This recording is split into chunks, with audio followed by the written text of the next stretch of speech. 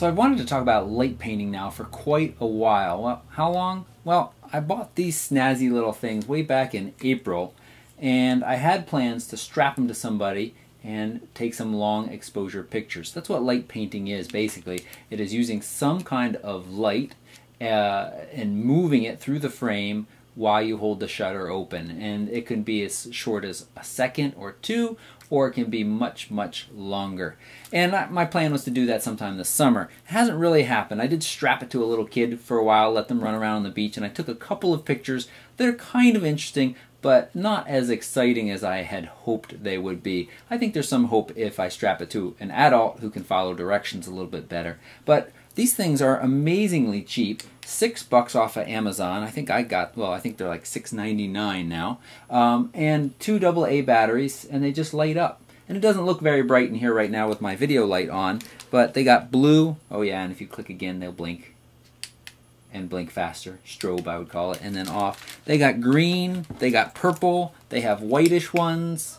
And again, just 2 AA batteries, $6. And so the potential is really cool. And the other day, actually a few weeks ago now, I saw a picture from Tim, one of my Flickr contacts, and I'll put a link down to his picture down below, that was awesome. And he had used something similar and just kind of waved it around.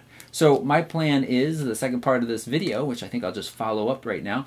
Okay, so we've come out to this actually really spooky place. It's supposed to be a haunted house. It's this old stone foundation and stairs, and it's too dark behind me for you to see, so I'll show a picture that we've taken of a longer exposure. It really is amazing how much light the sensor can capture when you leave it open for 5, 10, 15, 30 seconds or longer. And so all I'm going to do now is take these guys, and I started with the blue one first, and just kind of walk up and down these steps, wiggling it around. I'm on the move constantly. I'm wearing kind of darker clothes, so I don't show up in the images at all, and it's a pretty cool effect. We did a couple where I had my headlamp on that has a little bit of a, not a little bit, but a red night vision light so I could see and not break my neck, and that actually looked kind of cool, so you can see a couple of those pictures as well.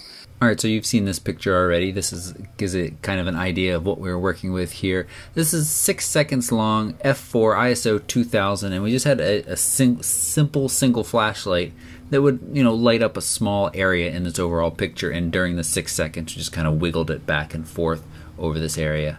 Now, in this next shot, this is what it looks like without using the flashlight at all. So you can see that there was absolutely no ambient light. The moon hadn't risen yet, and we're in the forest. Very, very dark. This is just me with the blue color walking up the steps and back down. We're at 25 seconds, f4.5, ISO 640. We could have raised the ISO a little bit and gotten a little bit more color, and probably just a little bit more in the area around the light source, but not a lot. And so we decided that that just is a cool image. It almost looks like blue smoke, but we can't tell what's going on, and we wanted to use the background a little bit more.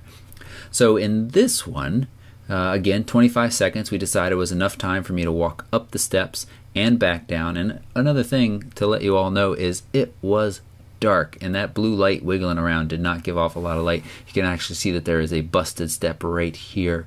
Don't go breaking your necks to make pictures ever. If I did this again, well, using the headlamp. So let's talk about that. So then I used my headlamp, the red. I wasn't sure how much of that light would be picked up by the camera. A good bit was. And also when I turned around, I was facing the camera, and so that light source really got caught right through here. And actually what happened is the little blue cord got caught on the other side of the stairs, and I was pretty sure when I reached around to uncatch it that the demon monster that lives back there was going to eat my head off. But it was okay, and my pants were still dry, and I came back down the stairs. So this was, again, same exact settings as before, but I was using my headlamp, and we're playing the flashlight back and forth across the stairs a little bit. Here was just kind of a failed attempt that looks cool.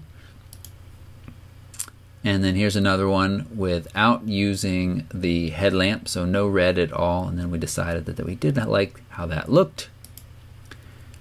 And so another one with the red, but again, wasn't careful enough to keep the line from showing up there. So each of these was practice. We came back, we looked at what we had, decided on our next attempt.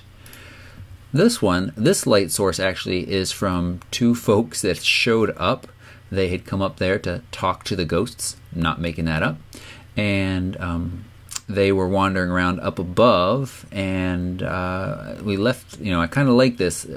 I think I would like to try to sandwich some of these different shots in, because again, we got too much of the red line in this one. Exact same settings. We haven't changed the settings in any of these. And then that's, I think, maybe one of my favorites of the group. And again, none of these are amazing, but they're fun to make, and it's really interesting to see the patterns as we look through those. And then this last one, I turned the green one on as well, so I had both the green and the blue as I was going, and I started to whip the green one around my head as I went up the first couple of steps, and then decided that was a stupid idea. So, there hasn't actually been a whole lot of how-to in this video. Basically, I want you to just spend some time. You do need a tripod.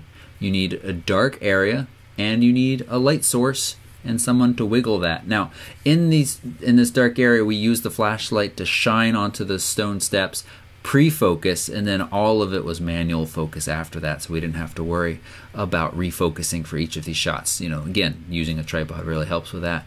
And then anywhere from 2 seconds to 25 seconds, or you can use bulb mode to go for much longer if you want to do elaborate paintings way out in a field. Really, you're limited by your imagination. So I'd love to see some of your light painting ideas. There's some really cool ones that are being done by people that are swinging a light source around on the end of a rope.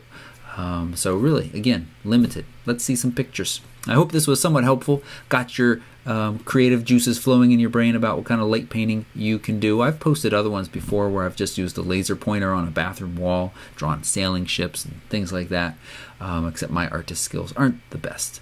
So, thanks for watching.